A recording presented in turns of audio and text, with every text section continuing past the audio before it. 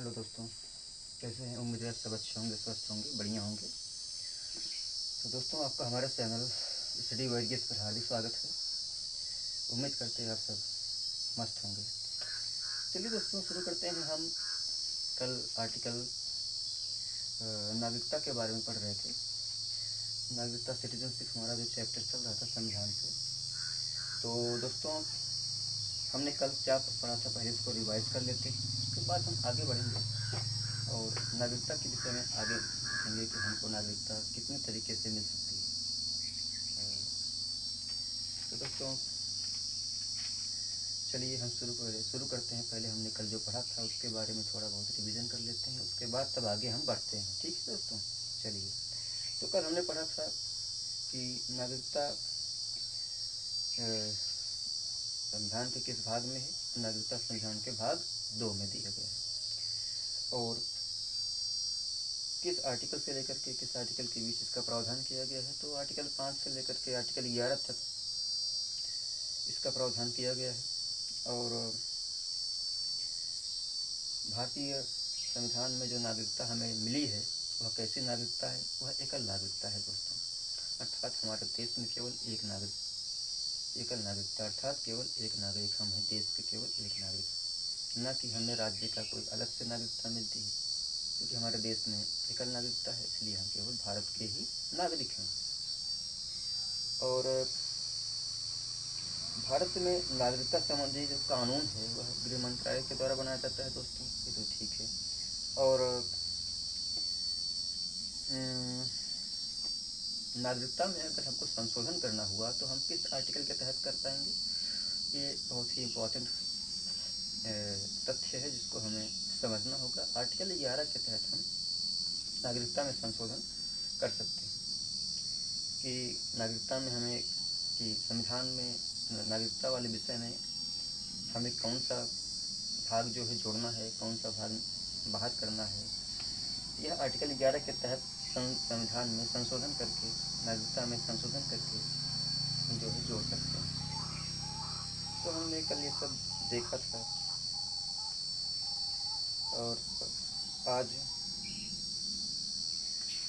हम सोच रहे हैं कि पहले जैसे हमने क्या देखा था कि ये देखिए, जैसे आर्टिकल 11 के तहत हम संविधान में संशोधन कर सकते हैं। और नागरिक किसे कहते हैं? नागरिक वो है जिसके पास जो है उस देश की नागरिकता हो, जिस देश में वो रहता हो, तो उस देश का नागरिक कहा जाएगा। और विदेशी व्यक्ति की बात है तो विदेशी उसे कहा जाता है जो किसी देश का नागरिक हो और केवल शिक्षा प्राप्त करने के उद्देश्य से या टूरिज्म के उद्देश्य से या घूमने टहलने के उद्देश्य से किसी भी देश में गया हो, तो वह उस देश का मूल निवासी नहीं माना जाएगा, एक जो है विदेशी व्यक्ति माना जाएगा।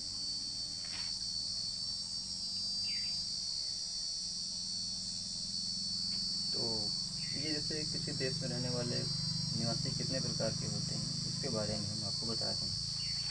जैसे शरणार्थी के तौर पर कोई यहाँ रह रहा हो, कोई किसी देश में रह रहा हो। जैसे कोई व्यक्ति, शरणार्थी कौन होता है? एक ऐसा व्यक्ति जो किसी देश से भाग करके किसी अन्य देश में शरण लिया हो और अवैध रूप से उस देश में घुस गया हो, तो उसे हम शरणार्थी कहते हैं। जैसे भारत में रहने वाले जो बांग्लादेशी हैं और रोहिंग्या हैं, वो क्या हैं? भारत में क्या है? एक शरणार्थी हैं, क्योंकि वो भारत में भाग करके भी बांग्लादेश और म्यांमार होते हैं और भारत में शरण लेने के उद्देश्य से हैं, इसलिए हम उनको क्या कहेंगे? शरणार्थी। तो भारत में कई प्रकार के लोग रहते हैं, तो इस प्रकार से हम जो है इसके बारे में हमने जान लिया कि नागरिकता का उल्लेख किस भाग में है संविधान के, कौन कौन से आर्टिकल के तहत जो इसका उल्लेख किया गया है, और नागरिकता संबंधी कानून कौन बनाता है, संशोधन किस आर्टिकल के तहत नागरिकता में किया जा सकता है, और किसी भी देश में रहने वाले जो निवासी हैं वह कितने प्रकार के होते हैं, उसको हमने देख लिया। पहली बात तो एक नागरिकता के तौर पर कोई देश, किसी देश में कोई व्यक्ति रहता है, विदेशी व्यक्ति के तौर पर रहता है, घूमने टहलने के उद्देश्य से आया हो या शिक्षा के उद्देश्य से आया हो, तो विदेशी व्यक्ति बोला जाएगा किसी देश में। शरणार्थी के तौर पर वह जो है रहता है कोई व्यक्ति किसी देश में, तो उसे हम शरणार्थी बोलेंगे। तो इस तरीके से हमने देखा। अब हम आगे बढ़ते हैं, नागरिकता में हम आगे बढ़ते हैं। आगे हम देखेंगे कि नागरिकता में कि भारतीय संसद के द्वारा जो है, भारतीय संसद के द्वारा संविधान में जो है भारतीय नागरिकता अधिनियम लाया गया। संविधान में नागरिकता में जो है भारतीय नागरिकता अधिनियम 1955 लाया गया। 1955 के तहत जो है नागरिकता को प्राप्त करने के कई तरीके, निम्न तरीके हैं। जैसे भाई आर्टिकल कह रहे हैं नागरिकता, भारतीय नागरिकता संशोधन अधिनियम 1955 के तहत हमें कितने प्रकार से नागरिकता मिल सकती है, हम उसके बारे में आज जानेंगे। तो चलिए दोस्तों शुरू करते हैं। तो सबसे पहले हमें जो है इस अधिनियम के तहत जो है जन्म से, अर्थात जन्म के आधार पर नागरिकता मिलेगी। जैसे मान लीजिए कि प्रत्येक व्यक्ति, पहले हम इसको देख लेते हैं, उसके बाद समझते हैं कि प्रत्येक व्यक्ति जिसका जन्म संविधान के लागू होने अर्थात 26 जनवरी 1950 को या उसके बाद हुआ हो, तो वह भारत का नागरिक माना जाएगा। तो दोस्तों और शर्त क्या है इसमें कि जन्म के समय माता पिता दोनों भारत के नागरिक हों या उनमें से कोई एक भारत का नागरिक हो। अर्थात जैसे आपका जन्म भारत में हुआ तो आपके माता पिता जो हैं वो भारत के निवासी होने चाहिए। आपके माता और पिता दोनों में से दोनों भारत के निवासी हों या उनमें से कोई एक जो है भारत का निवासी हो, तो आप भारत के निवासी माने जाएंगे। तो दूसरा क्या है दोस्तों, वंश के आधार पर। वंश के आधार पर किस तरीके से आप नागरिकता प्राप्त कर सकते हैं भारत सरकार पर। तो जैसे इसमें क्या है कि भारत में संविधान लागू होने अर्थात 26 जनवरी 1950 के बाद, क्योंकि देश गुलाम था, देश जब आज़ाद हुआ तो देश का पार्टीशन हुआ, दो भाग में बटा, भारत और पाकिस्तान। तो अब देश में जो भी नागरिकता लोगों को मिलेगी वह 26 जनवरी 1950 के बाद ही वह मिलेगी। तो इस आधार पर 26 जनवरी 1950 के बाद वह भारत का नागरिक माना जाएगा यदि माता या पिता में से कोई एक भारत का नागरिक हो। जैसे मान लीजिए कि किसी का कोई व्यक्ति है, वह अमेरिका का निवासी है और उसने किसी इंडियन से शादी कर रखी है, तो वह उसकी जो पत्नी है वह इंडियन है, भारत की है। उससे जो बच्चा पैदा हुआ, जो बेबी पैदा हुआ, वह जो है बाद में अगर वह चाहे कि हम भारत के नागरिक बन जाएं, तो भारत का नागरिक जो है बन सकता है। क्यों बन सकता है? क्योंकि उसकी जो माता है वह भारत की नागरिक है, इसलिए उस आधार पर वह भारत की नागरिकता प्राप्त कर सकता है। यह वंश के आधार पर भारत की नागरिकता की बात हो गई है। नंबर 3 पर है पंजीकरण के आधार पर, जो कि यह इम्पोर्टेंट है फैक्ट। एग्जाम में अक्सर यही फैक्ट उठा करके पूछ लेता है कि पंजीकरण के आधार पर किस तरीके से भारत में नागरिकता मिल सकती है। तो बाय रजिस्ट्रेशन के द्वारा, दोस्तों पंजीकरण के द्वारा निम्न शर्तों को पूरा करना होगा। पंजीकरण के द्वारा आपको निम्न शर्तों को पूरा करना। क्या शर्तें हैं कि आवेदन देने से पूर्व 7 वर्षों तक आपको भारत में रहना होगा। जैसे पंजीकरण के द्वारा आपको अगर नागरिकता भारत में प्राप्त करनी है तो आपको जो है भारत में रहना होगा। और कितने समय रहना होगा? 7 वर्षों तक आपको भारत में रहना होगा। उसके बाद ही आप पंजीकरण कर सकते हैं भारत सरकार को कि हमें जो है नागरिकता चाहिए। अगर आप 7 साल तक भारत में रहे होंगे तो आपको नागरिकता मिल जाएगी। नंबर 2 क्या है? वह व्यक्ति जिसका विवाह भारतीय नागरिक से हुआ हो और 7 साल भारत में 7 वर्षों तक रहा हो।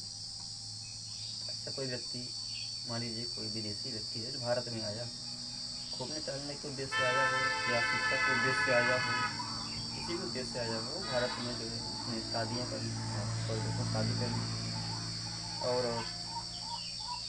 उसके बच्चे पैदा हो गए, तो और वह जो है 7 वर्षों तक भारत में रह भी लिया हो, तो अब वह भारत सरकार के से जो है पंजीकरण के द्वारा जो है वह नागरिकता प्रदान करने की, नागरिकता लेने के योग्य हो जाएगा। अब भारत सरकार का आवेदन कर सकता है कि हमें नागरिकता मिलनी चाहिए। इस तरीके से पंजीकरण के द्वारा नागरिकता प्राप्त की जा सकती है। नंबर 3 हो गया। नंबर 4 चौथा कौन सा आधार? देशीकरण के आधार पर नागरिकता, देशीकरण के द्वारा नागरिकता। दोस्तों देशीकरण के द्वारा नागरिकता कैसे आपको मिलेगी? देशीकरण का मतलब ये हुआ, मान लीजिए कोई बाहरी व्यक्ति है, किसी दूसरे देश का व्यक्ति है और भारत में रह रहा है और लगातार 14 वर्षों तक भारत में रह रहा है, तो वह भारत सरकार से आवेदन कर सकता है कि हमें जो है भारत की नागरिकता मिलनी चाहिए, क्योंकि देशीकरण के द्वारा जो नागरिकता दी जाती है वह भारत सरकार द्वारा, वह 14 वर्ष तक अगर आप भारत में रह रहे हों या रह रहे हों, लगातार 14 वर्षों तक आप अगर भारत में रह रहे हों, तो आपको जो है भारत देशीकरण के द्वारा भारतीय की नागरिकता मिल जाएगी। इसमें से आपको इनमें से 12 वर्षों तक नियमित रूप से भारत में रहना होगा। ये नहीं कि आप 2 साल कहीं और रह के आए हों, फिर 4 साल कहीं और रह के आए हों। जैसे मान लीजिए आप 2 साल अमेरिका रहे, 4 साल कहीं पाकिस्तान में रहें या किसी अन्य कंट्री में घूमते रहें और आएँ और भारत सरकार से कहें कि हमें जो है भारत की नागरिकता मिलनी चाहिए, क्योंकि हम जो है भारत में लगातार 14 वर्षों तक रहे हैं, कि हम भारत में 14 वर्षों तक रहे हैं, तो भारत सरकार उसका परीक्षण करेगी, उसका वेरिफिकेशन करेगी और उसके आधार पर ही आपको नागरिकता दी जाएगी, क्योंकि आप वह चेक करेगी कि आप लगातार भारत में 12 वर्षों तक अर्थात या 14 वर्षों तक रहे हैं कि नहीं रहे हैं। तो और एक बात और अनिवार्य है इसमें, वह क्या अनिवार्य है कि भारतीय संविधान की 8वीं अनुसूची जिसमें भाषा की बात की गई है, कुल 22 भाषा इसमें शामिल है। अब 22 भाषाओं में से आपको एक भाषा आनी जरूर चाहिए, तभी आप जो है देशीकरण के द्वारा भारत की नागरिकता प्राप्त कर सकते हैं। नंबर 5 और आखिरी है क्षेत्र अर्जन के आधार पर। जैसे किसी भी क्षेत्र विशेष को अर्जित करने पर वहाँ के नागरिक देश के नागरिक होंगे। जैसे मान लीजिए हम सिक्किम की बात करते हैं, भारत सरकार ने सिक्किम जो है भारत सरकार में शामिल हो गया, भारतीय संघ में शामिल हो गया। अब सिक्किम के जो नागरिक हैं, अब वह सिक्किम पहले एक अलग देश था, जब वह भारत संघ में शामिल हुआ तो सिक्किम के जो नागरिक हैं वह भारत के नागरिक हो जाएंगे। उसके लिए उनको कोई रजिस्ट्रेशन, कोई कुछ करने की ज़रूरत नहीं है, वह ऑटोमेटिक भारत के नागरिक हो जाएंगे। तो ये क्षेत्र अर्जन के आधार पर भारत की नागरिकता की बात की गई है। तो दोस्तों हमने इस तरीके से आज देखा कि भारत सरकार जो है उसके द्वारा भारत में अगर आपको नागरिकता प्राप्त करनी है तो दोस्तों कि भारतीय नागरिकता अधिनियम 1955 के द्वारा ये कंडीशंस हैं जिसके आधार पर आपको भारत में नागरिकता मिल सकती है। आगे हम भारत में नागरिकता किस प्रकार छीनी जा सकती है उसके बारे में बात करेंगे। दोस्तों आपका हमारे इस चैनल पर जो है स्टडी वेरियस पर आप आए, आपको आने के लिए हम शुक्रिया अदा करते हैं। तो अपना प्यार हम पर बनाए रखिए। धन्यवाद दोस्तों।